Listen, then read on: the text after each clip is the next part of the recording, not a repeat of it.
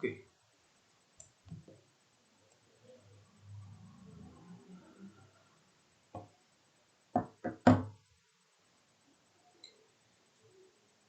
देखिए, कल की क्लास समझ में आई थी सभी को, इनकम एक्सपेंडिचर वाले questions?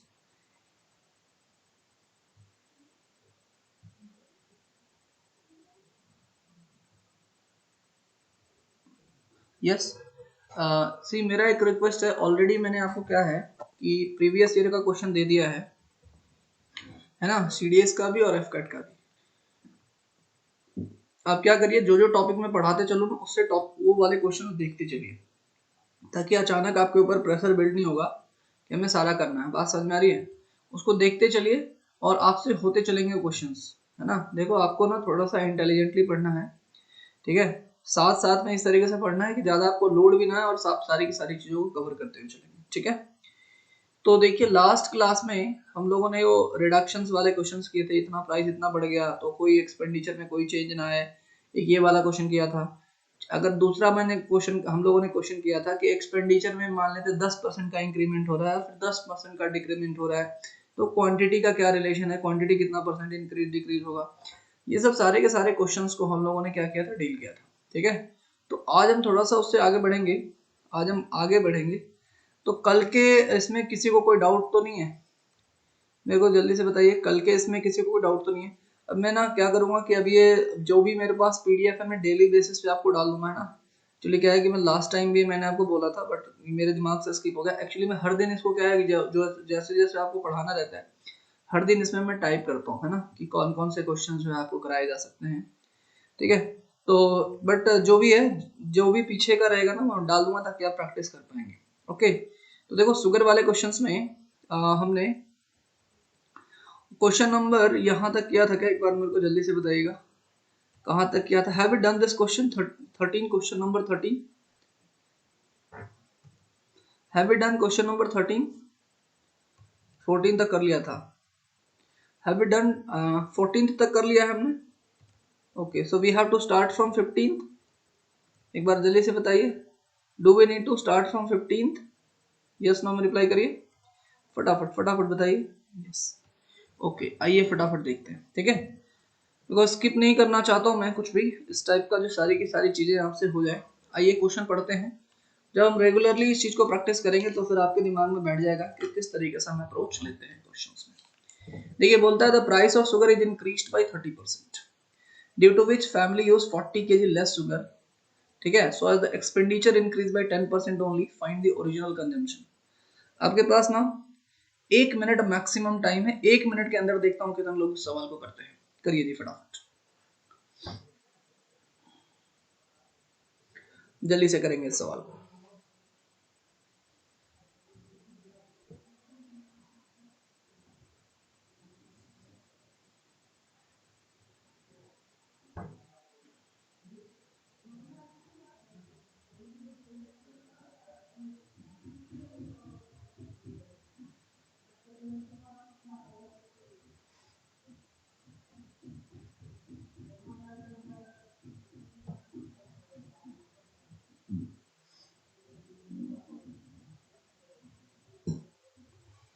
Anyone got the answer? आइए देखते हैं। देखो, कल मैंने आपको बताया था कि आपको यहाँ पे प्राइस लिखना है, यहाँ पे क्वांटिटी लिखना है, यहाँ पे एक्सपेंडिचर लिखना है, यहाँ पे लिखना है इनिशियल और यहाँ पे लिखना है फाइनल, ठीक है। तो बोलता है price of A sugar is increase by 30%। 30% मतलब होगा 3/10, मतलब अगर पहले कोई क्वांटिटी 10 का था, प्राइस इसका 10 रुपीज पर यूनिट था, तो अब ये हो गया 13 यूनिट, ठीक है। उसके बाद बोला due to which family uses 40 kg less sugar so that expenditure increase by 10% only. Expenditure कितना परसेंट इंक्रीज हो? 10% इंक्रीज हो। मैंने बोला क्वांटिटी क्या आपको पता है? एक बार मेरे को जल्दी से बताएं, do you know the quantity? Yes no? Do you know the initial quantity? Reply करिए मेरे को, do you know the initial quantity? नहीं, हम कुछ भी ले सकते हैं, we can take X as well, but मैंने बताया था एक्स लेने से कैलकुलेशन बढ़ेगा, जो भी आपके पास ये रहेगा ये ले लेना। तो इसको मैंने 13 यहाँ पे कॉपी कर दिया। इसका मतलब एक्सपेंडिचर क्या होता है? एक्सपेंडिचर होता है प्राइस इंटू क्वांटिटी, हो गया 130। तो अगर ये 130 होगा तो ये एक्सपेंडिचर को कितने परसेंट बढ़ाना है? 10% इंक्रीज करना है। एक्सपेंडिचर को कितना परसेंट बढ़ाना है? 10%। तो 130 का 10% बढ़ जाएगा तो 110/100 हो जाएगा। इस तरीके से आप डायरेक्टली कर सकते हैं। Are you understanding? तो 11 3 33 3 और 11 11 11 12 13 14 143 हो गया। कितना हो गया आपके पास? 143। ये 10% बढ़ गया। था I hope it is clear. अच्छा, अगर ये 143 है, अगर ये 143 है तो ये कितना होना चाहिए? इसको 143/13 करेंगे तो 13 1 13 कैरी 1 एंड 13 1 13। तो इसका मतलब पहले क्वांटिटी अगर 13 यूनिट था तो अब क्वांटिटी कितना है? 11 यूनिट। तो बोलता है कितना क्वांटिटी कम कंज्यूम कर रहे हो? पहले 13 था, अब 11 था। आप 2 यूनिट कम कंज्यूम कर रहे हो जो आपने डेटा माना है, बट क्वेश्चन के अकॉर्डिंग कितना है? 40। इसका मतलब 2 की वैल्यू कितनी है? 40। इसका मतलब 1 की वैल्यू कितनी है? 20। 1 की वैल्यू कितनी है? 20। और आपसे बोला फाइंड द ओरिजिनल कंजम्पशन। आपने ओरिजिनल कितना माना है? 13 यूनिट। तो 13 यूनिट का कंजम्पशन कितना हो जाएगा? 13 into 20। Answer will be what? 260। ठीक है जी, जल्दी से बताइए, क्लियर है सभी को? Is it clear? Is it clear किस तरीके से अप्रोच लेना है? समझ में आई बात सभी को? समझ में आ रही बात सभी को? पक्का? श्योर? जिनको x में करने की आदत है इसको 3x ले लेना, इसको 10x ले लेना, तो ये हो जाएगा 10x, तो ये हो जाएगा 13x। ठीक है, इसको कुछ और ले सकते हो, और ये हो जाएगा, इसको y ले लो। ठीक है, तो ये हो जाएगा 30xy, है ना। तो यहाँ से हो जाएगा 143xy, है ना। तो ये हो जाएगा 11y। कितने का चेंज आया यहाँ पे? डिफरेंस कितने का आ गया? 2y का। इसका मतलब y की वैल्यू कितनी हो गई? 40। तो 13y की वैल्यू कितनी हो गई? 13y की वैल्यू कितनी हो जाएगी? 13 into 20 260। समझ में आ रही बात? इसलिए y का कोई यूज नहीं होता, इसलिए हम लोग नहीं करते, अननेसेसरी टाइम वेस्ट होता है। एक बार ये बात समझ में आई क्या सभी लोग? सभी लोग को ये बात समझ में आई? Yes no? बेसिक तरीके से ही कर रहे हैं, बट एक्स वाई नहीं ले रहे हैं अननेसेसरी का, सीधा का सीधा कंपैरिजन मेथड का यूज कर रहे हैं। इसको बोलते हैं रेशियो मेथड। इसको क्या बोलते हैं? Ratio method. ठीक है, बहुत ही काम की चीज है, बहुत जल्दी आंसर निकलता है इससे। आइए हम क्वेश्चन नंबर 16 करेंगे। क्वेश्चन नंबर 16 सेम टाइप का है, जल्दी से बताएंगे how to do question number 16। The price of sugar is decrease by 30% due to which family purchase 32 kg more sugar so that expenditure decreased by 16% only. Find the current consumption. बताइए जी जल्दी से। आप ऐसा भी कर सकते हैं कि अगर मान लेते हैं आपके पास जो है प्रॉपर फ्रैक्शन नहीं आ रहा है, तो मतलब डायरेक्टली 100 वाला भी कंसिडर, जैसे भी आप करना चाहें, चलो करो, कोई दिक्कत नहीं है, करिए इसको फटाफट।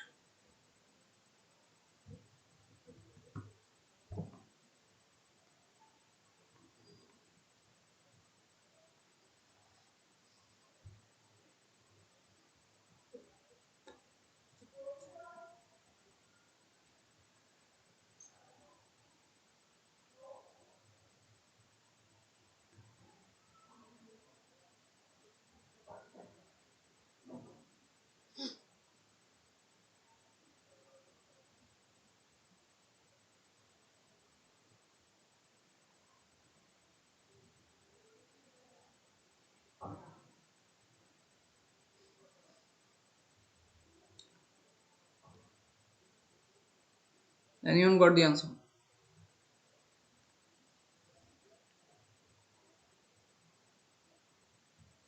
आइए देखिए, the price of sugar is decreased bye, यहाँ पे प्राइस, यहाँ पे क्वांटिटी, यहाँ पे इनिशियल और यहाँ पे फाइनल, बार बार वही कर रहे हैं। 30% मतलब होगा 3/10। तो पहले अगर प्राइस 10 था, घट गया है, हो गया 7। ठीक है, अगर प्राइस बढ़ गया तो क्वांटिटी को घटाना पड़ेगा, क्योंकि एक्सपेंडिचर को सिर्फ 16% घटाना है। ठीक है, एक्सपेंडिचर को सिर्फ कितना घटाना है? 16% घटाना है। तो आप देखिए, इसका आप 7 ले लो, कुछ भी ले सकते थे वैसे। 7 लेने का फायदा है, कुछ भी ले लो, वैसे कोई फर्क नहीं पड़ेगा। ठीक है, चलो 7 ही ले लिया। तो इसका मतलब एक्सपेंडिचर कितना हो जाएगा? 10 7 या 70 हो जाएगा। अब एक्सपेंडिचर को कितना परसेंट बढ़ा डिक्रीज करना है? 16%। तो 17 का अगर 16% एक्सपेंडिचर डिक्रीज होगा तो बच के आ जाएगा 84% बचेगा। कितना बच रहेगा भाई? इतना आपके पास बच जाएगा। ठीक है ना, मतलब यहाँ से हो जाएगा आपके पास 17 इंटू 84/100, इसको इसी फॉर्म में छोड़ दीजिए तो ये हो जाएगा आपके पास 17 इंटू 84/100। ये बात समझ में आ रही है क्या? या आप ऐसे भी कर सकते हैं कि डिक्रीज हुआ है इसका 16% निकाल दें और फिर इसको इसमें से माइनस कर दें। समझ में आ रही बात? वैसे भी कर सकते हैं। तो ये क्वांटिटी क्या रही होगी, what will be this quantity, तो ये वाली क्वांटिटी रही होगी, इसको आप किससे डिवाइड कर देंगे, 7 से, ठीक है ना। तो 7 से डिवाइड करेंगे तो 12 सते 84 है ना, तो ये 12 से हो जाएगा, फिर 12 सते 84 8 आ जाएगा, 12 1 12, 12 और 8 20 है ना, और ये हो जाएगा 100, ठीक है ना। 12 से 84 की 4 हाथ मेरा 8 12 1 12 12 8 20, तो ये हो जाएगा 2.04। एक बार चेक कर लीजिए, ठीक है, तो ये हो जाएगा आपके पास 2.04। थोड़ा लेंदी कैलकुलेशन हो रहा है, एक बार चेक कर लीजिए, ठीक है। यस नो में बताओ, कैलकुलेशन इज करेक्ट। 1 मिनट, 70 था ना यार, ओहो, अरे 70 था ना, 17 क्यों लिख रहे हैं, सॉरी 70 के जगह पे मैंने 17 लिखा है यार, सॉरी, एक्सट्रीमली सॉरी। देखिए यहाँ पे क्या हो जाएगा, एक्सपेंडिचर कितना है 70, तो 70 का आप कितना निकाल रहे हो, 70 का 16% डिक्रीज हो गया, इसका मतलब 84% बचा अपॉन 100 है ना। तो यहाँ से ये कैंसिल हो जाएगा, मतलब 7 इंटू 84/10 आ गया, 7 इंटू 84/10, इसी को इसी फॉर्म में रहने दीजिए। तो ये वाली वैल्यू कितनी होगी, ये वाली वैल्यू आपके पास इतनी आ गई, 7 इंटू 84/10 इतना आ गया, ठीक है। या फिर इसको 8.4 कर लो, 7 इंटू 8.4, तो ये वाली वैल्यू कितनी आएगी, ये वाली वैल्यू निकालने के लिए क्वांटिटी कितना आएगा, 7 से डिवाइड हो जाएगा, तो 7 से 7 कैंसिल हो जाएगा, 8.4 आ जाएगा, ये क्या आ जाएगा आपके पास 8.4। क्लियर है क्या सभी को? अरे सभी को क्लियर है, एक बार जल्दी बोलो यार, सभी को क्लियर है। अब बोलता है कितना केजी ज्यादा यूज कर पा रहा है, कितना केजी ज्यादा यूज कर पा रहा है, 16 केजी ज्यादा यूज कर रहा है। यहाँ पे 7 था और यहाँ पे 8.4 था, तो आपके अकॉर्डिंग कितना ज्यादा यूज कर रहा है, 1.4, और इन्होंने क्या दे रखा है, 1.4 के बदले कितना होगा, 1.4 के बदले इन्होंने कितना दे रखा है 60, यहाँ 1.4 के बदले कितना दे रखा है 32, 1.4 के बदले कितना दे रखा है, 1.4 किसके इक्विवेलेंट है, 32 के इक्विवेलेंट है। तो अगर 1.4 32 के इक्विवेलेंट है तो बोलता फाइंड द करंट कंजम्पशन, तो बताओ एक किसके इक्विवेलेंट होगा, 32/1.4 के, है ना, एक किसके इक्विवेलेंट होगा 32/1.4 के। तो आपका करंट क्या कंजम्पशन है, करंट कंजम्पशन इज व्हाट 8.4, तो इसको 8.4 से मल्टीप्लाई करना पड़ेगा करंट कंजम्पशन के लिए, पॉइंट से पॉइंट कैंसिल हो जाएगा, ठीक है ना, 14 6 84 6 हो जाएगा, इसका मल्टीप्लाई हो जाएगा, 6 2 12 कैरी 1, 6 3 18 प्लस 1 क्या हो जाएगा 192 केजी, तो हो जाएगा 192 केजी का आपका कंजम्पशन हो जाएगा। I hope it is clear. देखो मैं आपको ये बताने की कोशिश कर रहा हूँ, इस टेबल से ना हर टाइप के आपके क्वेश्चंस हो जाएंगे, जो भी इस तरीके का ये आपका कंजम्पशन इंक्रीज डिक्रीज कांस्टेंट, सब सारे के सारे क्वेश्चंस इस टेबल से हो जाएंगे। ये बात समझ में आई क्या सभी को? एक बार अंडरस्टूड करके रिप्लाई करिए सभी लोग, एक बार आप मेरे को अंडरस्टूड करके रिप्लाई करिए जल्दी से। क्लियर है, किसी को डाउट तो नहीं है, सबको क्लियर है, सबको क्लियर है क्या अप्रोच ले रहे हैं, सबको समझ में आ रहा है? आइए हम थोड़ा सा आगे बढ़ लेते हैं, क्वेश्चन नंबर 17 करेंगे। Let's do question number 17। Question number 17, a reduction of ₹2 per kg enables a man to purchase 4 kg more sugar, इसको इंपॉर्टेंट मार्क करिएगा। A reduction of ₹2 per kg enables a man to purchase 4 kg more sugar for ₹16, ठीक है ना। Find the original price, find the original price, original price बताइए, find the original price, find the original price, आपको बताना है original price क्या रहा होगा, फाइंड द ओरिजिनल प्राइस, बताइए जी, find the original price, original price क्या रहा होगा ये बताना है। अच्छा क्वेश्चन है, इसको इंपॉर्टेंट मार्क करिएगा, this is very good question, important है ये, दिस इज इंपॉर्टेंट, बताइए जी जल्दी से।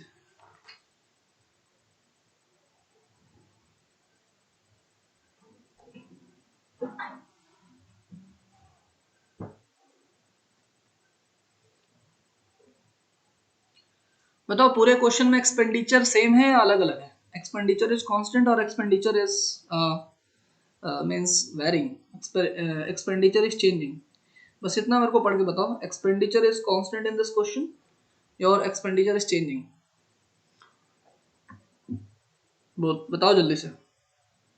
पूरे क्वेश्चन में आपका एक्सपेंडिचर कांस्टेंट है, एक्सपेंडिचर चेंज हो रहा है?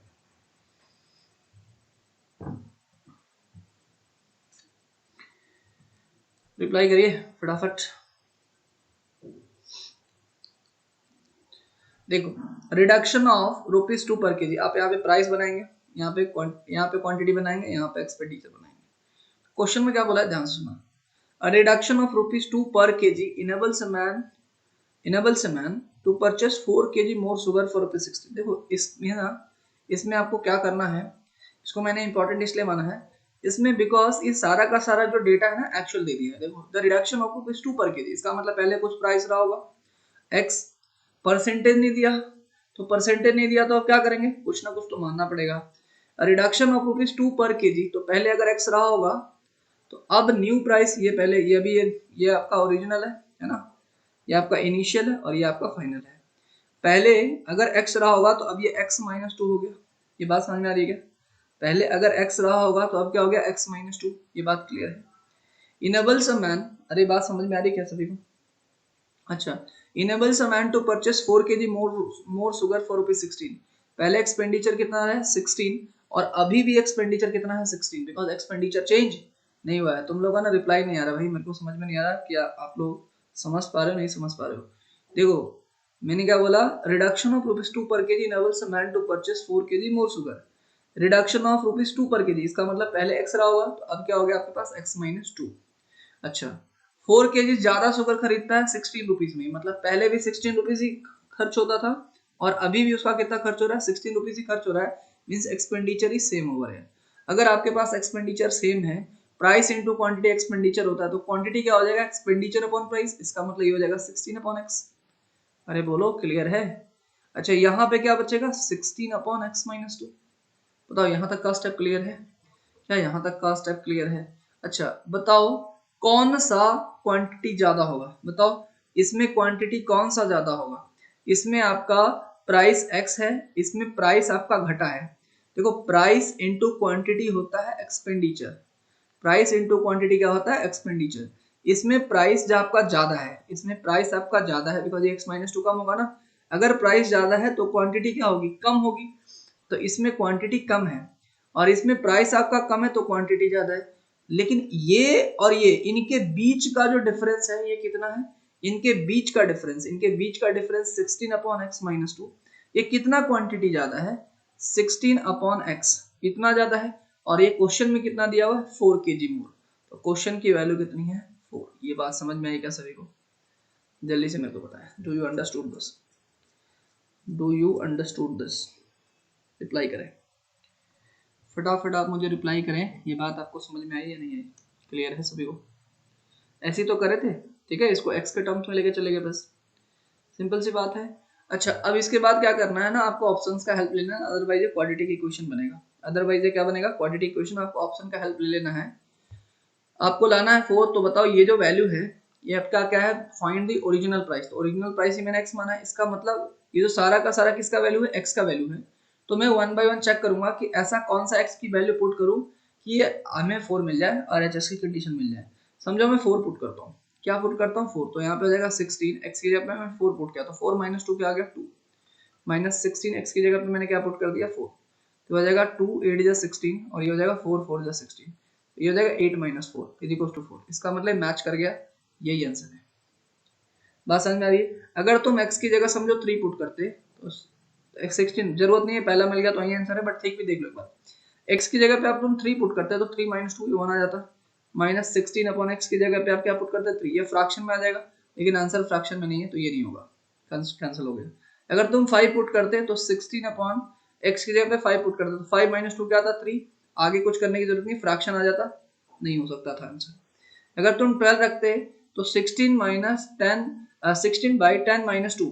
सॉरी 12 - 2 10 फ्रैक्शन में आ जाता तो ये भी नहीं होगा, तो आप सीधा ये आंसर कर दोगे बिना किसी डाउट के। तो ऐसे क्वेश्चंस में आपको क्या करना है, ऐसे क्वेश्चंस में आपको ऑप्शंस का हेल्प लेना है। अगर कोई जीत बैठ जाए सर क्या बिना ऑप्शंस के नहीं होगा, मैं बोलूंगा बिना होगा, बिना ऑप्शंस के बिल्कुल होगा, क्वाड्रेटिक इक्वेशन सॉल्व करना पड़ेगा, फैक्टर्स में स्प्लिट करने पड़ेंगे, then you will certainly get the answer. But इतना आपको समय इन्वेस्ट नहीं करना है, आपको ऑप्शन से जो है क्वेश्चन को टिक कर देना है। एक बार फटाफट 1 प्रेस करिए, ये इंपॉर्टेंट टाइप था, इसको थोड़ा सा ध्यान रखिएगा। फटाफट एक बार 1 प्रेस करिए, दिस क्वेश्चन वाज इंपॉर्टेंट। और इसीलिए देखो मैंने एक क्वेश्चन और लाया है, एक ही क्वेश्चन आपको नहीं बताता हूँ, हमेशा जब भी ये कॉन्सेप्ट बताता हूँ उसके ऊपर 2-3 क्वेश्चन जरूर रहते हैं। इसी के ऊपर ये वाला कॉन्सेप्ट क्वेश्चन है। जल्दी से आप मेरे को बताइए क्वेश्चन नंबर 10 का, जल्दी से जल्दी आंसर करके बताइए मेरे को क्वेश्चन नंबर 18, क्वेश्चन नंबर 18 फटाफट।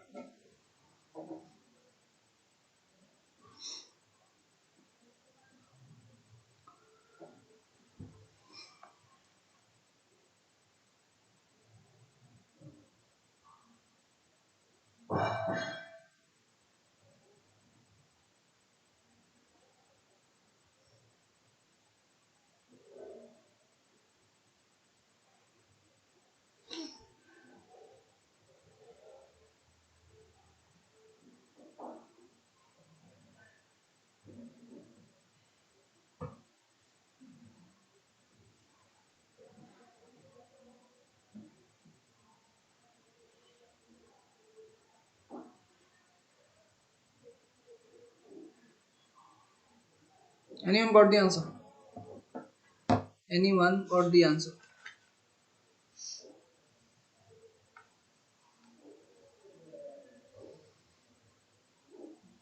देखिए reduction in the price, a reduction of 0.5 paisa per dozen in the price of egg, a person buy 1 dozen more egg for ₹66। यहाँ पे लिखेंगे प्राइस, यहाँ पे लिखेंगे क्वांटिटी, यहाँ पे लिखेंगे एक्सपेंडिचर। यहाँ पे क्या हो जाएगा आपके पास इनिशियल, यहाँ पे क्या हो जाएगा फाइनल। तो बोलता है रिडक्शन इन द प्राइस, पहले मान लेते हैं ₹X पर केजी था, ₹X में क्या बोलूंगा पर डजन था, केजी नहीं, पर क्या था डजन था। अब इसका प्राइस 50 पैसे घट गया है, बिकॉज सारा का सारा आंसर रुपीस में था इसलिए मैंने इसको रुपीस माना। अब ये 50 पैसे मतलब क्या हो जाएगा 0.5 रुपीस, 0.5 पर डजन। इसका पर डजन से कितना घट गया 0.5, इसका मतलब ये हो गया x माइनस 0.5। यहाँ तक की बात क्लियर है? अरे बोलो ना क्लियर है? इसको रुपया में कैसे बनाएंगे, 50 को 100 से डिवाइड करेंगे। एक बार 1 प्रेस करिए, काइंडली प्रेस 1, काइंडली प्रेस 1।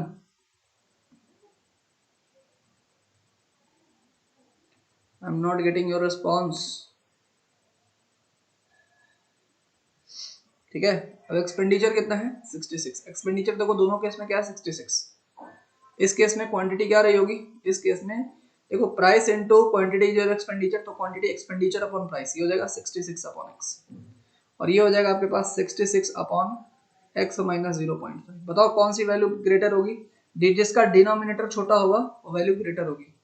बात समझ में आ रही है? तो ये हो जाएगा, इनका डिफरेंस कितना है बाई 1 मोल डजन, है ना, ये बाई, जब ये इसका प्राइस घटेगा तो क्वांटिटी बढ़ जाएगी ऑटोमेटिकली। इसका मतलब 66 upon x minus 0.5 minus 66 upon x, इनका जो डिफरेंस है ये क्या है बाय 1 मोल डजन। क्वांटिटी कितना ज्यादा खरीद रहे हैं, एक। अब आपको ऑप्शन से ये देख लेना है कि बताओ कौन सा ऑप्शन हम ऐसा रखें कि आपको आंसर क्या मिलेगा, एक मिलेगा। थोड़ा सा बताइएगा। मान लेते हैं कि बोलो आपके सामने है आंसर, तो मैं ऐसा क्या रखूंगा कि मेरे को एक आंसर मिलेगा, बताओ जल्दी से। ऐसा मैं क्या रखूं कि एक आंसर मिलेगा। सबसे पहली बात, कोई फ्रैक्शन में आपकी वैल्यू नहीं आनी चाहिए। तो यहाँ पे मेरे को 66/6 एक दिख रहा है ऑप्शन, बाकी तो कटता हुआ दिख नहीं रहा है। फिर मैं एक बार रख के देख लेता हूँ, 66 x की जगह पे 6 माइनस 0.5 5.5, और यहाँ पे माइनस 66 x की जगह पे क्या आ गया 6, तो 6 11 या 66 हो गया। ठीक है, और ये 5.5 पॉइंट हटेगा यहाँ पे चला जाएगा। ठीक है, तो ये 11 5 जा 55 एंड 11 6 जा 66, और यहाँ पे 0 लग गया, और ये हो जाएगा 5 12 जा, तो 12 माइनस 11 क्या आ रहा है 1 आ रहा है। इसका मतलब आंसर क्या हो जाएगा 6 ही हो जाएगा। समझ में आई बात? Is it clear? Is it clear? ठीक है, आई होप सबको मेरी बात समझ में आ गई होगी। आई होप सबको मेरी बात समझ में आ गई होगी। क्लियर है जी सभी को? इसके देखिए आंसर्स भी दिए हुए हैं, आप इसको ये वाली शीट जो है आपको मिल जाएगी आज। ठीक है, आज हम लोग डे नंबर 3 स्टार्ट करते हैं। Will start day number 3। Okay,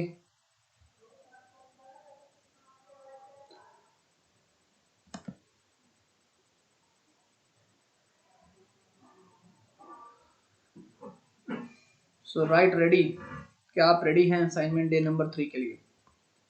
क्या आप रेडी हैं? देखो मैं अलग अलग डेज के थ्रू ना आपको जो है क्वेश्चंस जो है अलग अलग वैरायटी के कराने की कोशिश कर रहा हूँ, है ना। थोड़ा सा इंथुजियास्टिक आपको रहना पड़ेगा, तब बात बनेगी। देखो बहुत इजी हो जाता है, पता है क्या, जब मैं 2-4 से बता देता परसेंटेज के फ्रैक्शन में कैसे कन्वर्ट करते हैं और फ्रैक्शन से कैसे परसेंटेज में कन्वर्ट करते हैं, ठीक है ना। तुम्हें पता भी नहीं चलता कि इस परसेंटेज का क्या डेप्थ है, ठीक है। तो लेकिन उसका कोई फायदा नहीं होता, अल्टीमेटली एग्जाम में आपसे क्वेश्चन नहीं होते, तो फिर क्या है, उसका कुछ मतलब नहीं होता है ना। इसलिए थोड़ा सा मेहनत करेंगे और सारी की सारी जो चीज़ें हैं अपन सीखने की कोशिश करेंगे। ओके चलिए आइए स्टार्ट करते हैं। Let's start. देखिए अभी ये जो डे नंबर 3 है, असाइनमेंट डे नंबर 3, ठीक है, यही आपके लास्ट क्वेश्चन रहेंगे। इसमें भी करीब करीब 15-16 क्वेश्चन हैं, ठीक है। 15-16 नहीं, 12-13 क्वेश्चन, ठीक है। आइए देखते हैं फर्स्ट क्वेश्चन किस तरीके से है। जो आपने पढ़ा है वही बेसिक है, पर थोड़ा सा देखने की कोशिश करेंगे किस तरीके से है ये। देखिए क्या है, manufacturer sold is good to the wholesaler at 25% profit. कितने परसेंट प्रॉफिट बेचा? 25%। देखो यहाँ पे मैन्युफैक्चरर है, मैन्युफैक्चरर सामान किसको बेचता है? होलसेलर को बेचता है। होलसेलर किसको बेचता है? रिटेलर को बेचता है। और रिटेलर किसको बेचता है? कस्टमर को बेचता है। यही आपका पीडीएस है, मतलब पीडीएस कहने का मतलब पब्लिक डिस्ट्रीब्यूशन सर्विसेज, है ना। बात समझ में आ रही है? यही इसी तरीके से डिस्ट्रीब्यूट होता है, जहां से मैन्युफैक्चर होता है, होलसेलर वहां से सामान उठाता है, होलसेलर देता है रिटेलर को, है ना। और रिटेलर क्या किसको देता है? कस्टमर को देता है। यही तो होता है। जैसे आप मान लेते हैं चीनी लाने जाते हो, तो चीनी आप किससे जाते हो? रिटेलर के पास जाते हो। रिटेलर किससे लाता होगा? होलसेलर से लाता होगा। होलसेलर किसके पास लाता होगा?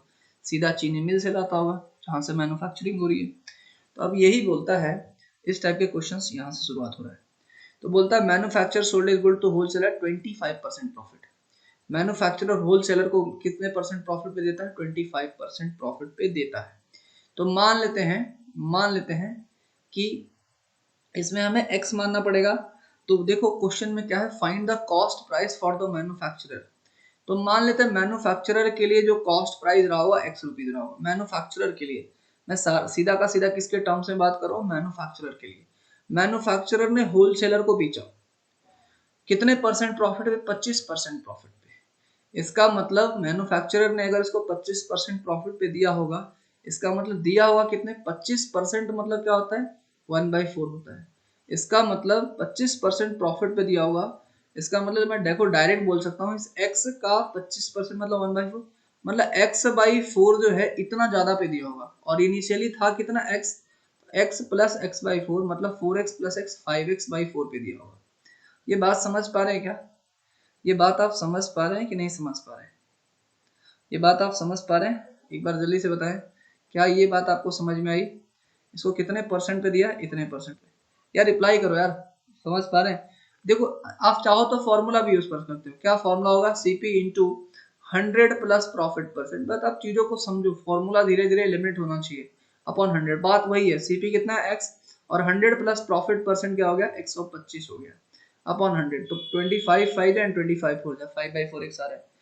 इतना हमें कभी नहीं करना है, इतना हमें कभी नहीं करना। मैं अभी आपको एक सिंपल सा तरीका बताता हूँ, बिकॉज अब धीरे धीरे परसेंटेज के आप लास्ट पड़ाव पे आ चुके हो, तो अब आपको ना चीजें थोड़ी सी डायरेक्ट पता होनी चाहिए कि किस तरीके से हम एग्जाम में डायरेक्टली लिख सकते हैं, तभी तो हम लोगों से आगे बढ़ेंगे। देखिए 25% प्रॉफिट है, प्रॉफिट मतलब 25% मतलब 1/4। अगर प्रॉफिट है तो 4 का 25% एक होगा। इसका मतलब अगर इसको मैं परसेंटेज के फॉर्म में जोड़ूंगा तो 4 प्लस 1 कर देना 5, और ये 5/4 हो जाएगा। क्या हो जाएगा? ये 5/4 हो जाएगा। इसको सीधा लिख देंगे अपन, इतने प्रॉफिट बेचा, इसका मतलब सीधा क्या हो जाएगा? इसका 25% प्रॉफिट पे बेचा, इसका मतलब पहले 4 था, अब एक प्रॉफिट हो गया तो 5 हो गया। इसको किसके टर्म्स में लिखेंगे? 5x/4 हो जाएगा। ये बात समझ में आ रही है क्या सभी को? अरे ये बात समझ में आई? यस नो में रिप्लाई करो। यस यस देखो, यस। जो मैं बता रहा हूँ इजी कैसे करना है, समझ में आया? अगर प्रॉफिट बोलता तो 5/4, लॉस बोलता तो 3/4, लॉस बोलता तो 3/4। समझ में आई बात? 4 - 1 कर देते 3/4, इतने पे बेच देता। ठीक है, समझ पा रहे हैं सभी लोग? अब आइए देखिए, and wholesaler selled it to retailer at 20 and wholesaler selled it to retailer at 20% profit. ये जो होलसेलर है ये रिटेलर को 20% प्रॉफिट पे देता है। 20% मतलब क्या हो जाएगा 1/5, और प्रॉफिट पे बेच रहा है तो 1 + 1/5 6/5। इसका मतलब इसका 6/5 किसका 5x/4 का, बिकॉज इसके लिए तो कॉस्ट प्राइस यही पड़ा, इसका 6/5। समझ पा रहे हैं क्या? समझ पा रहे हैं? इतने पे बेच रहा है, इसका मतलब ये कैंसिल हो गया और ये हो जाएगा आपके पास 2 3 + 6 और ये हो जाएगा 2 2 + 4। कहने का मतलब इसके लिए कितना पड़ा 3/2x। रिटेलर के पास, रिटेलर के लिए कॉस्ट प्राइस क्या पड़ा 3/2x।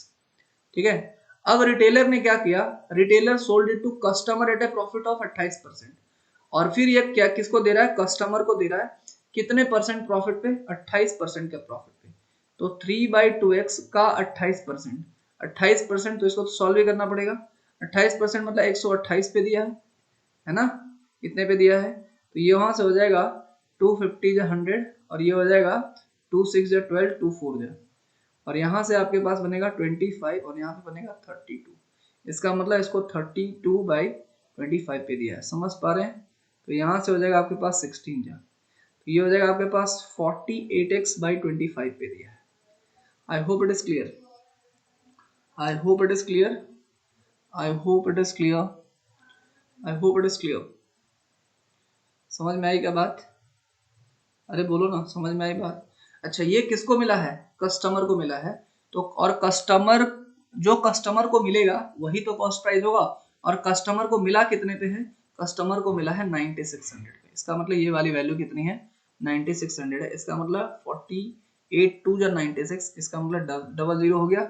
इसका मतलब x की वैल्यू क्या मिलेगी आपको, 25 इधर मल्टीप्लाई हो जाएगा 25 × 200, तो 25 × 2 हो जाएगा 50 और ये 2 जीरो और लगा दीजिए, मतलब 5000 हो जाएगा। 5000 will be the right answer of this question.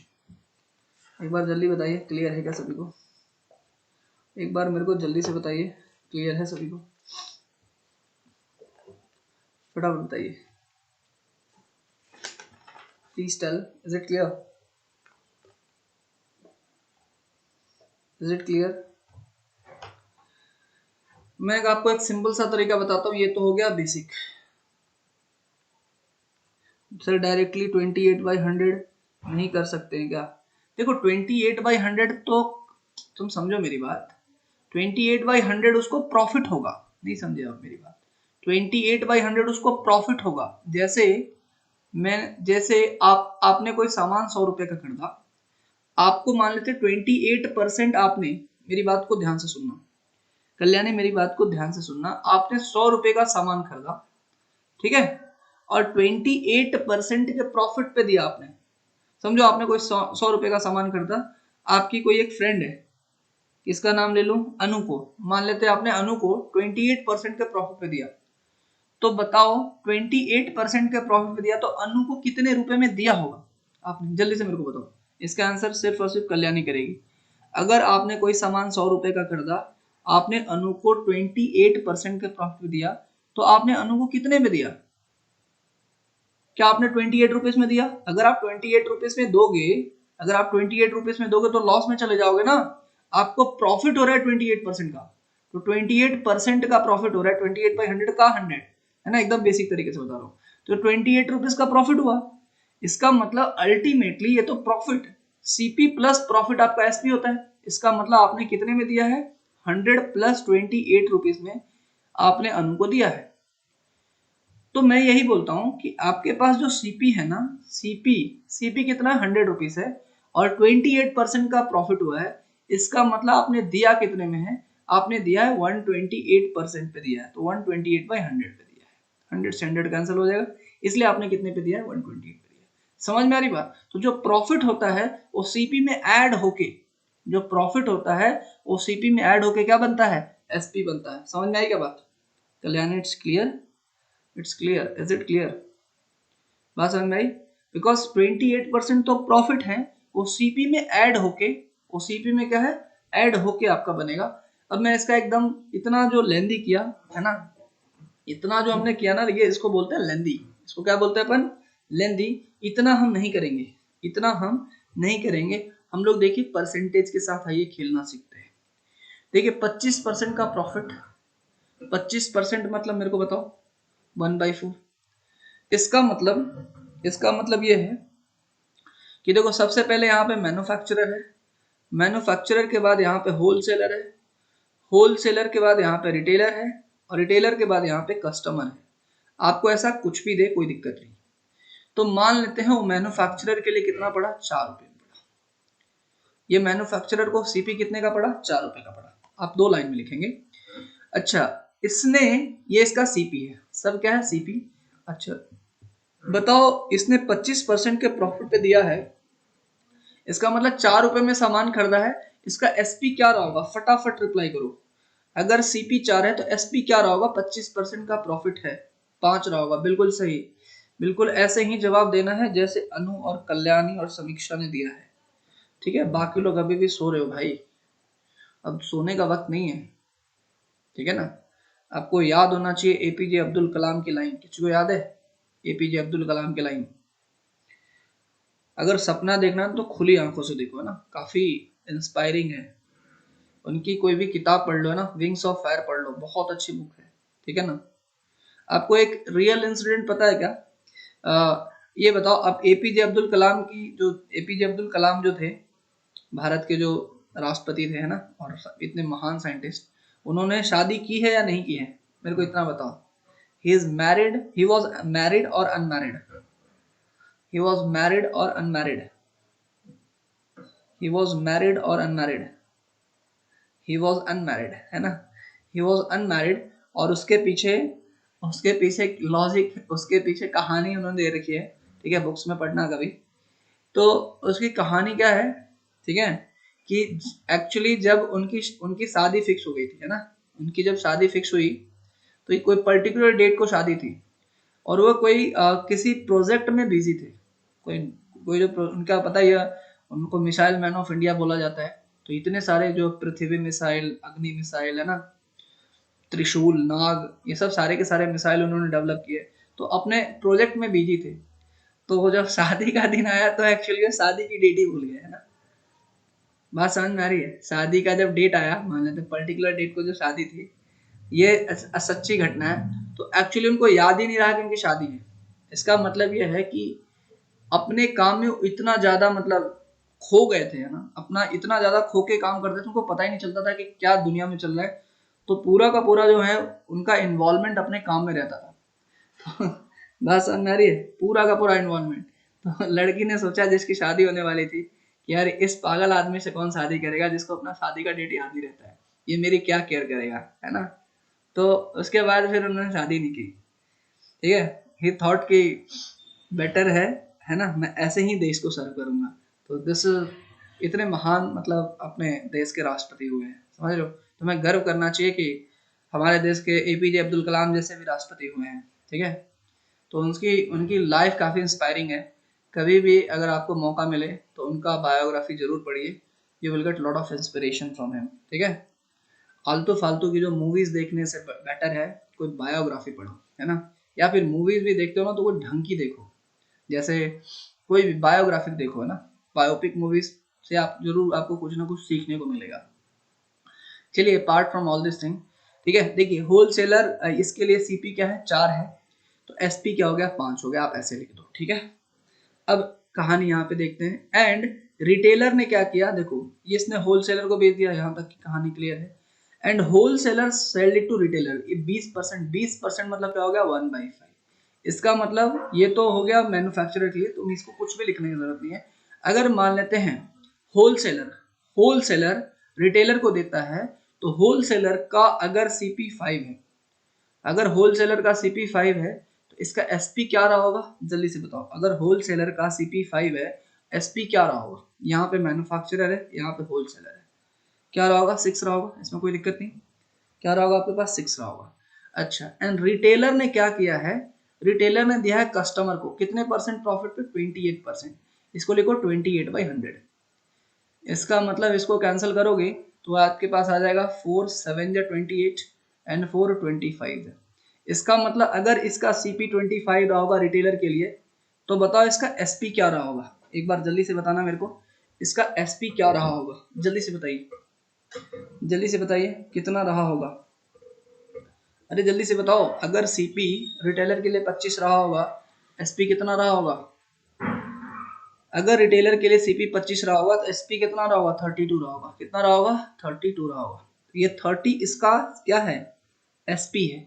और इसी प्राइस पे, बिकॉज जो रिटेलर का, जो मेरी बात को ध्यान से सुनना, जो रिटेलर का जो एसपी है, वो जो रिटेलर का जो एसपी है, रिटेलर ने इस प्राइस पे दिया है, वो कस्टमर का क्या है? Question mark. जो रिटेलर का एसपी है वो कस्टमर का क्या है? जो रिटेलर का एसपी है वो कस्टमर का क्या है? अरे बताओ जल्दी से। जो रिटेलर का एसपी है वो कस्टमर का क्या है? सीपी। ये बात समझ में आ रही है? जो रिटेलर का एसपी है वो कस्टमर का क्या है? सीपी। समझो आप दुकान से 2 किलो चीनी लेके आते हो, तो 2 किलो चीनी के आपको, आपने समझो 80 रुपए दिए, 40 रुपए किलो चीनी दिया, तो 80 रुपए आपके लिए क्या हो गया? सीपी, बिकॉज आपने उस प्राइस पे खरीदा है। और वो रिटेलर के लिए क्या हो गया? आपका एसपी। बात समझ में आ रही है? तो ये रिटेलर का जो एसपी है, ये सीपी है कस्टमर का, CP of customer, CP of customer. ये कस्टमर का सीपी है, लेकिन कस्टमर का तो सीपी अपने पास नाइन, कस्टमर का सीपी तो 9600 है। कस्टमर का सीपी कितना है? 9600। लेकिन यहाँ पे कितना आ रहा है? 32 आ रहा है। यहाँ पे कितना आ रहा है? 32 आ रहा है। इसका मतलब एक की वैल्यू, 9600 की वैल्यू 32 के बराबर है, इसका एक की वैल्यू 300 के बराबर है।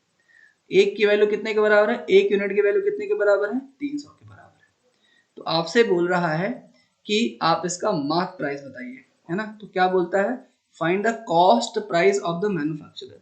तो कॉस्ट प्राइस आपको बताना है मैन्युफैक्चरर का।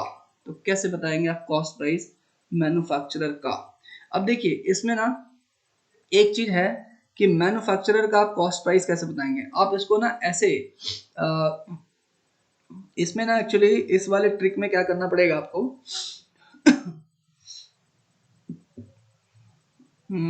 एक मिनट।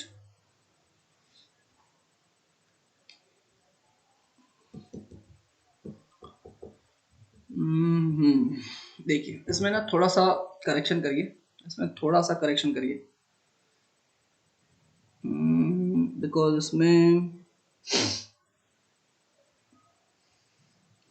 इसमें करेक्शन ऐसे होगा, ठीक है? इसमें थोड़ा सा करेक्शन कर लीजिए।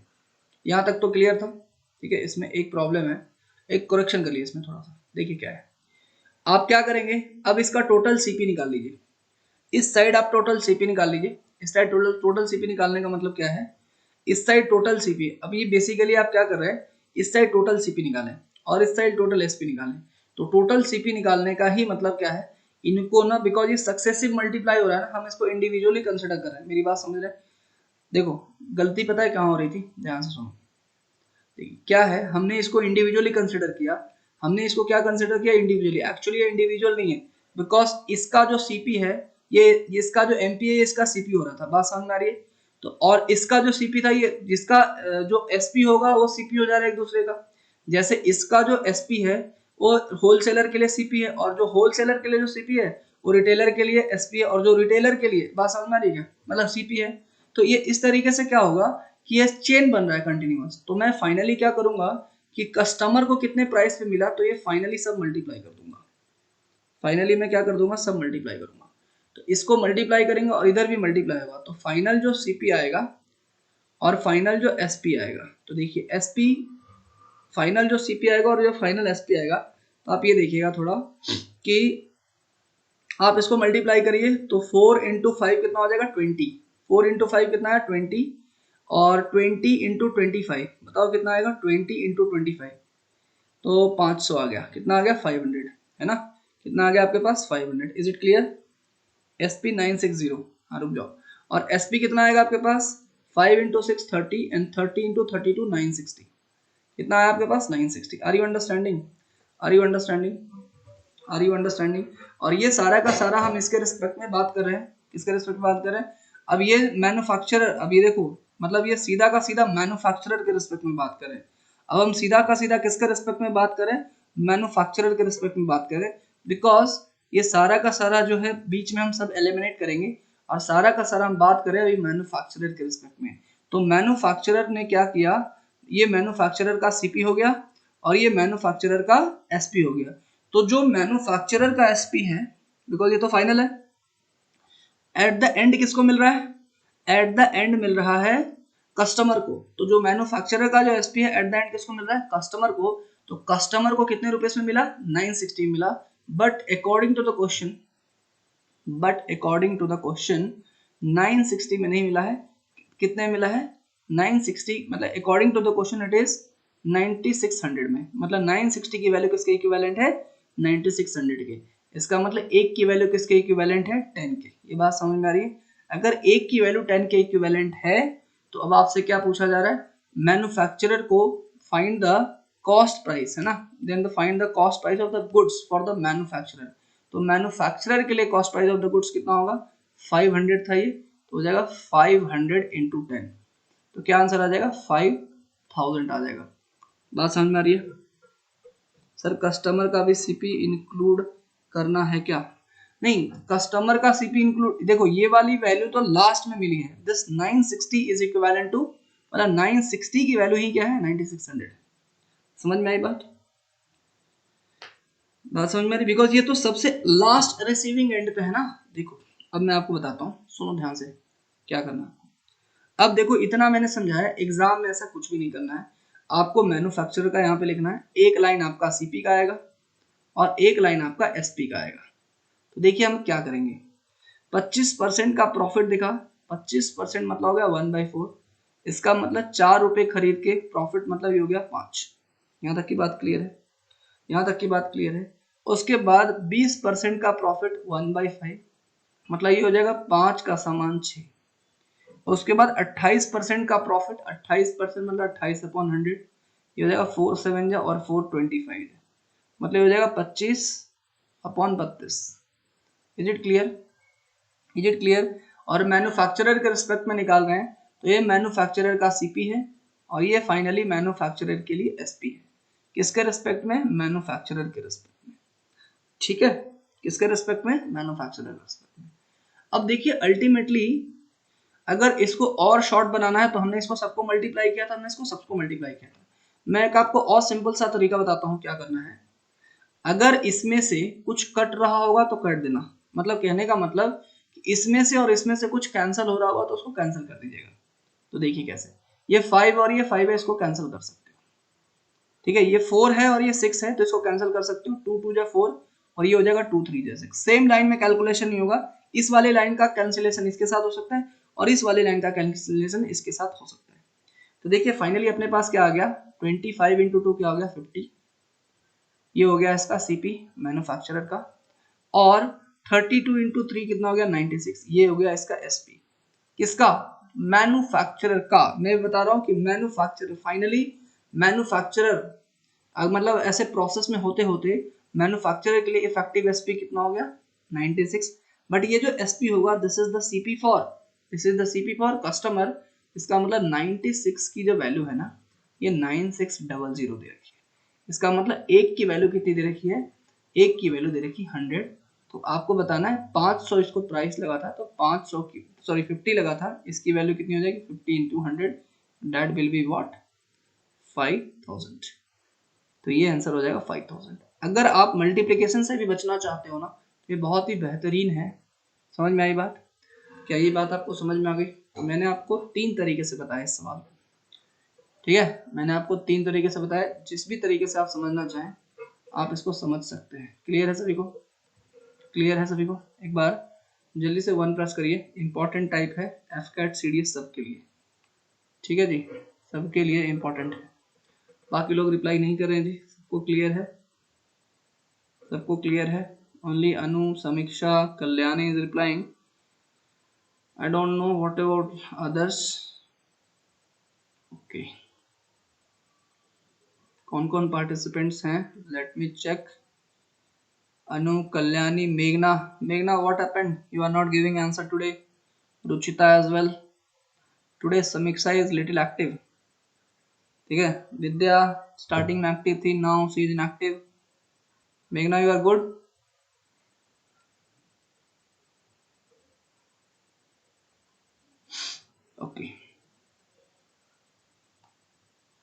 Your health and all is good?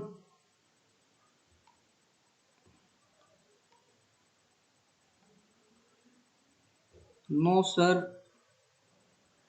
अच्छा नहीं है टॉपिक। अच्छा नहीं है टॉपिक? अच्छा, टॉपिक अच्छा नहीं है? अरे टॉपिक बहुत बेहतरीन है। टॉपिक जो है ना बहुत बेहतरीन है, ठीक है। अच्छा का मतलब क्या होता है? अब तुम्हें 2+2 थोड़ी पूछेगा, है ना। अच्छा का मतलब दिमाग जिसमें लगे उसमें अच्छा है, ठीक है। चलिए आइए, ठीक है, इसको इरेज करता हूं मैं। ये समझ में आ गया? आइए क्वेश्चन नंबर 2 करिए। Let's do question number 2। Let's do question number 2। करिए, 1 मिनट का समय देता हूं आपको, करिए इसको।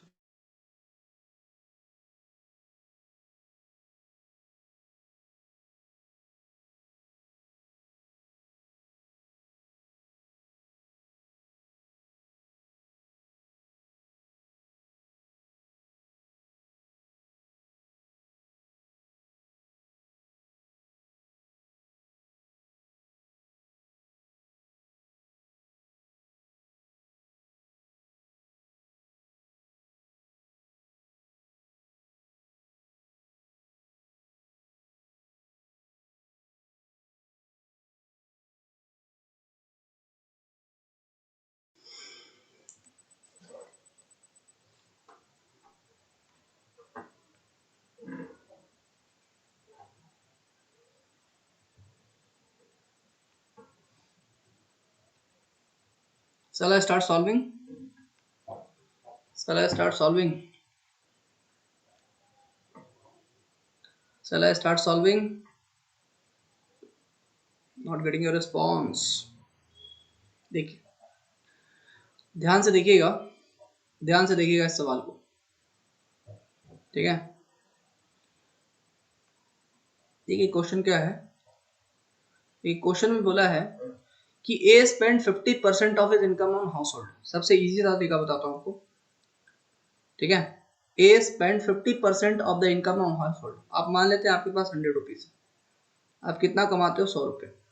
तो 50% आप हाउस होल्ड पे एक्सपेंड कर देते हो, ये 50% आप हाउस होल्ड पे एक्सपेंड करते हो, ये हाउस होल्ड हो गया, हाउस होल्ड, ठीक है। House hold items and remaining 50% on transport. मतलब रिमेनिंग कितना बचा? 50 बचा, ये ट्रांसपोर्ट हो गया। ये क्या हो गया आपके पास? ट्रांसपोर्ट हो गया। 25% ऑन एंटरटेनमेंट, ठीक है। देखो, A spend 50% of the income on household items and remaining 50% on transport. Remaining 50% on transport. 25%,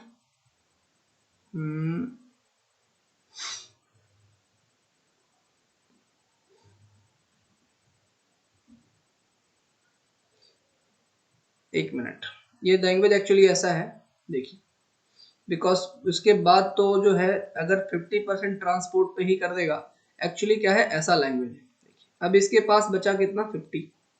इसके पास क्या बचा? 50। अब देखो लिखा है ऑफ द रिमेनिंग 50%, ठीक है। ऑफ द रिमेनिंग, इसके बाद देखो कॉमा होगा, ठीक है ना, इसमें थोड़ा सा ऐसा ऐड कर लीजिए। ऑफ द रिमेनिंग, ऐसा कर लीजिए, of the remaining, of the remaining, of the remaining he spent, of the remaining he spent 50% on transport. ये ऐसा होना चाहिए, ठीक है, अदरवाइज ये क्वेश्चन ही गलत हो जाएगा। देखिए तो बोलता है, मान लेते 100 रुपीज है, ठीक है, तो मान लेते 50% मतलब इसका 50% तो उसने क्या कर दिया? हाउस होल्ड पे खर्चा कर दिया। ये हो गया हाउस होल्ड, किस पे खर्च कर दिया? हाउस होल्ड पे। बचा कितना? 50%, ठीक है।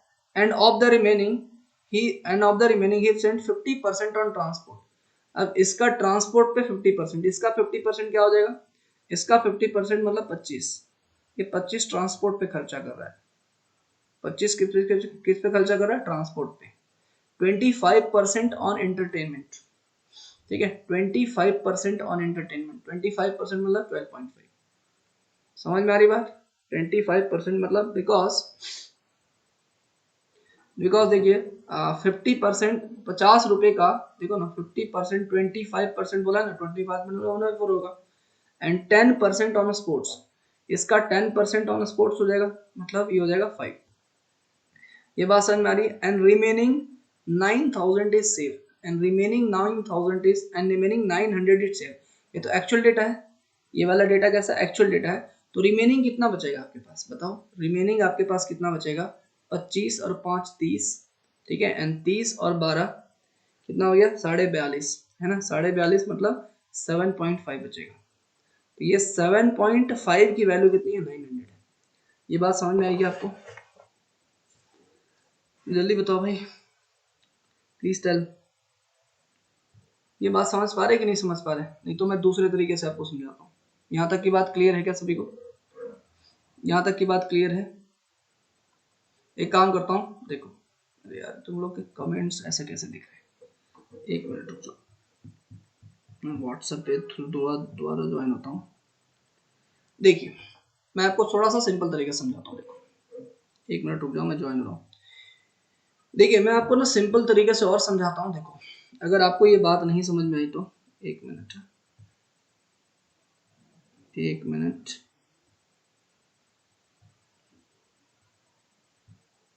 आ गया भाई साहब। देखिए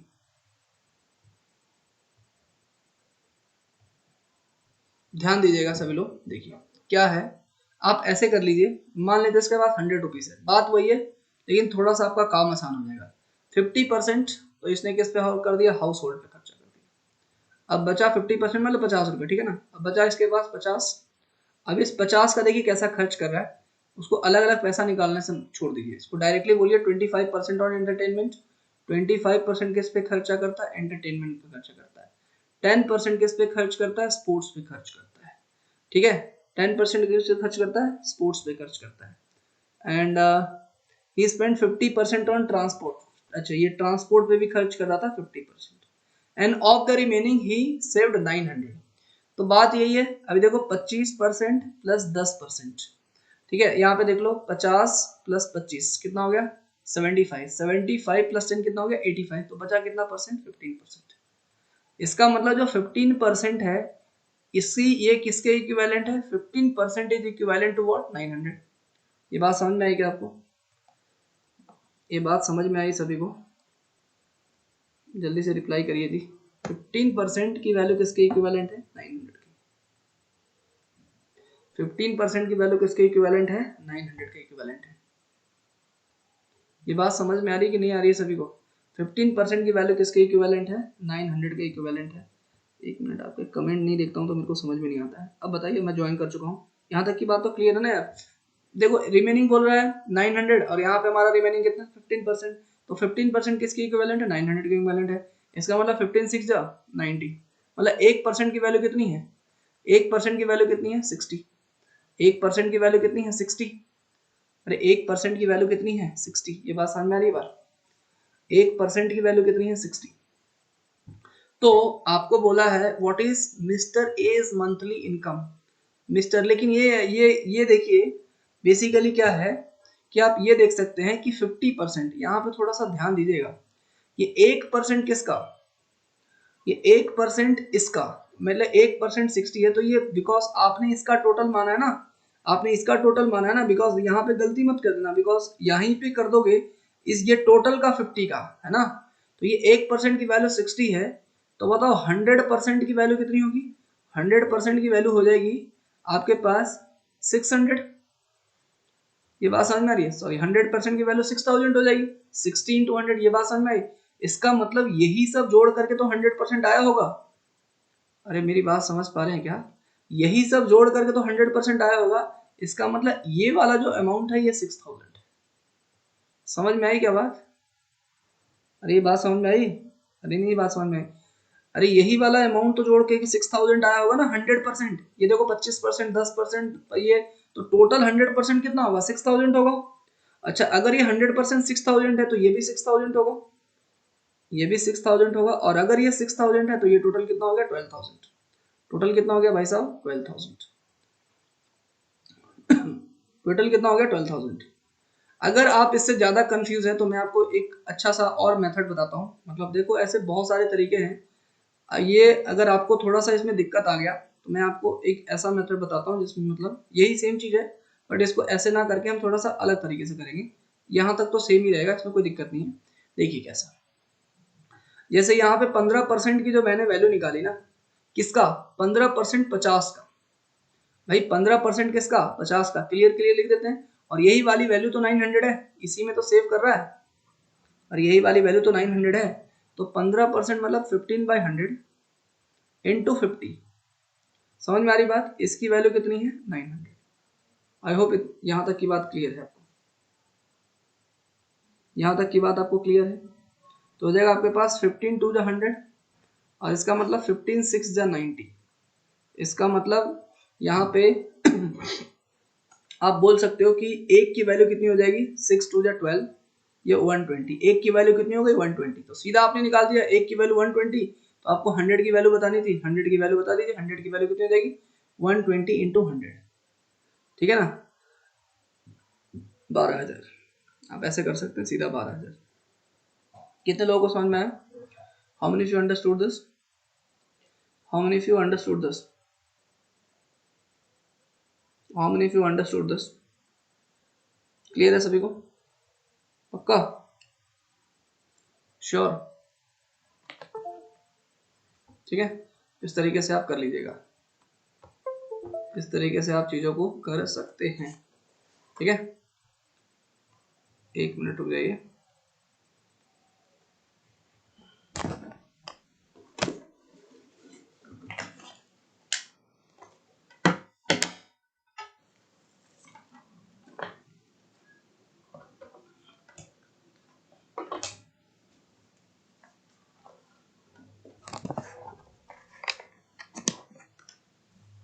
हाँ जी, अब हम थोड़ा सा आगे बढ़ते हैं, लेट्स मूव फॉरवर्ड। ठीक है, देखिए एग्जैक्टली सेम टाइप का क्वेश्चन है, क्वेश्चन नंबर 3। एग्जैक्टली जो है सेम टाइप का क्वेश्चन है, question number 3। Mister more spend 20% of his income on food, 15% on children education, 40% of the remaining spent on entertainment and transport together, 30% on medical. He left with an amount of 8,775 after all the expenditure. What is Mr. Moore's monthly income?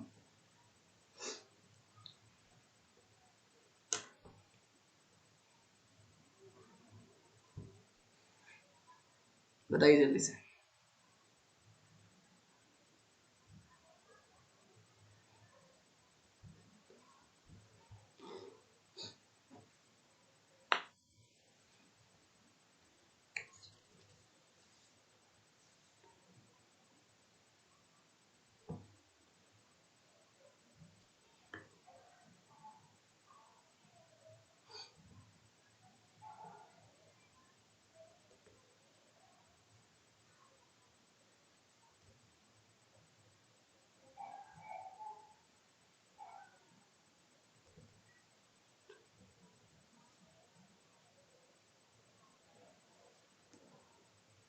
बताइए क्या answer है?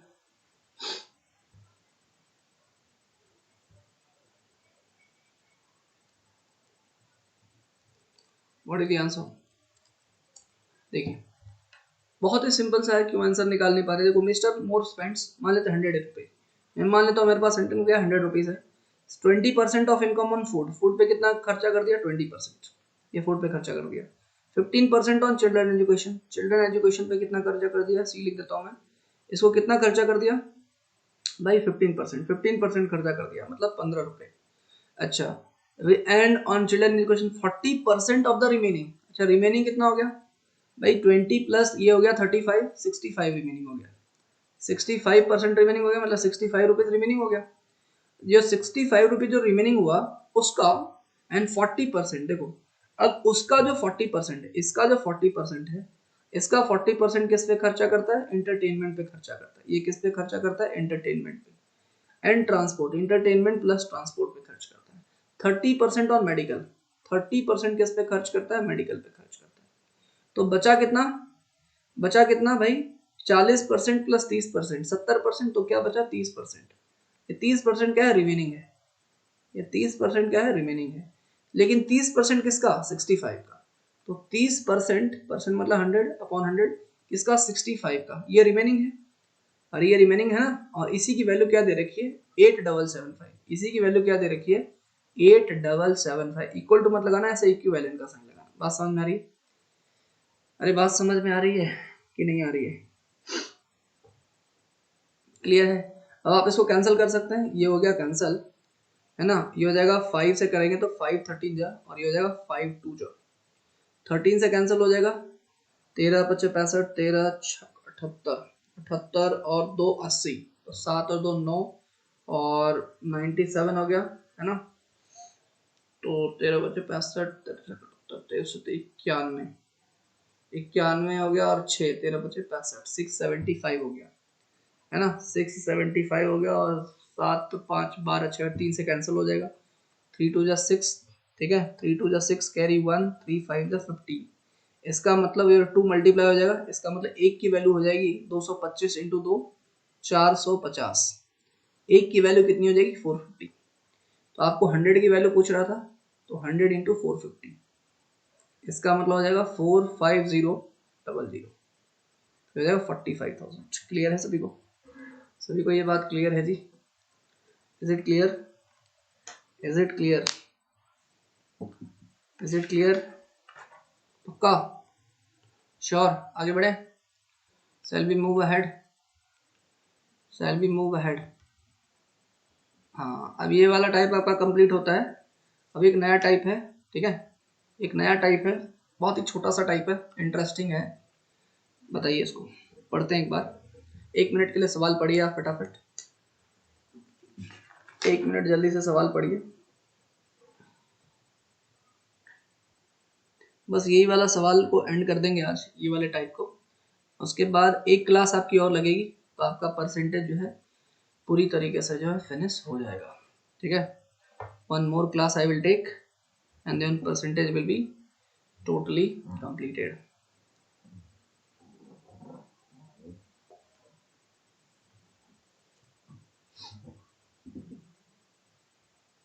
क्या answer है बताइएगा फटाफट। इसको ना हम थोड़ा सा वेन डायग्राम से करते हैं। ऐसे क्वेश्चन को हम कैसे करते हैं? वेन डायग्राम से। कुछ याद आ रहा है?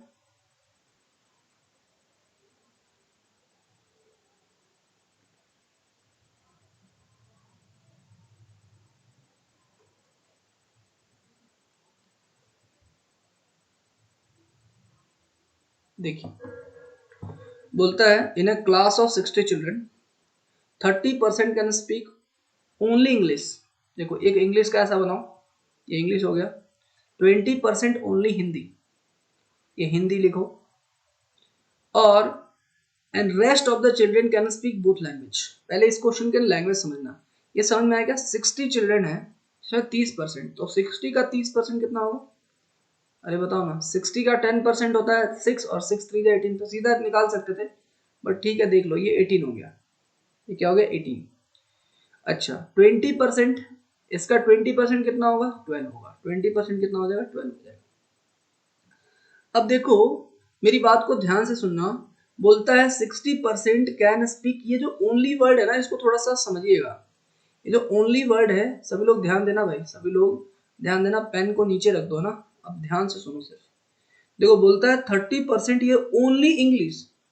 देखो, ओनली इंग्लिश का मतलब क्या है? ओनली इंग्लिश का ये मतलब है कि ये देखना, ये वाला जो पोर्शन है ना, यहां से लेके ये ओनली इंग्लिश है।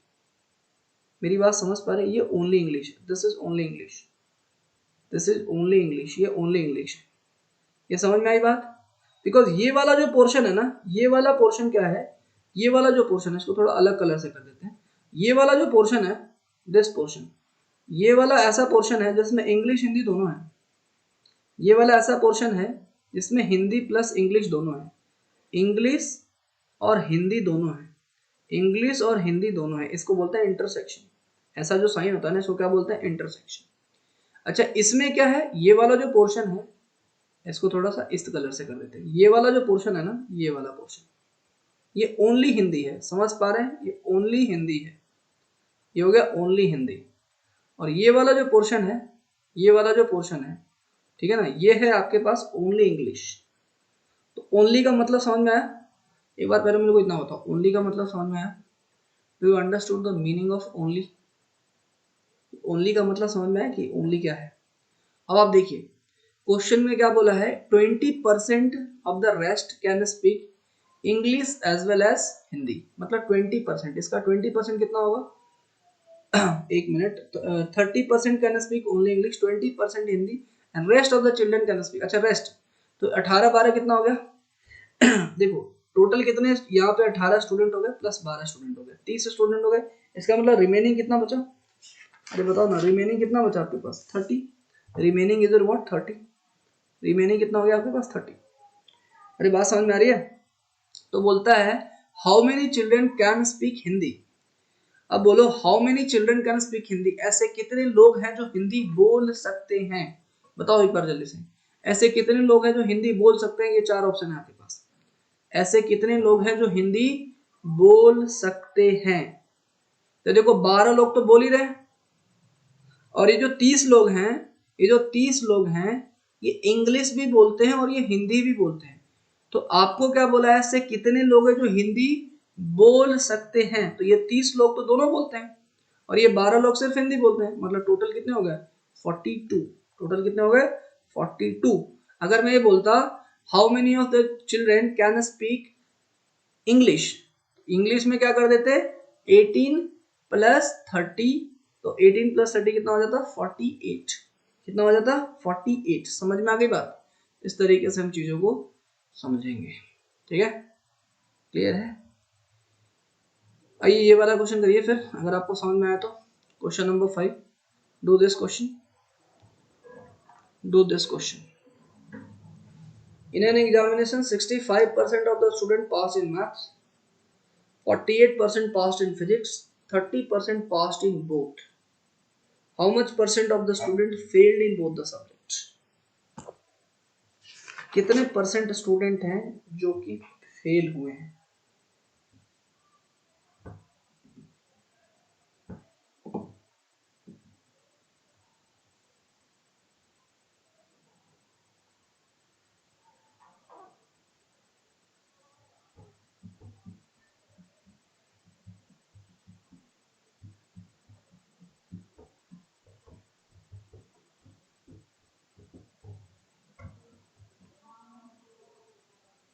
बताइए जल्दी से, व्हाट इज द आंसर।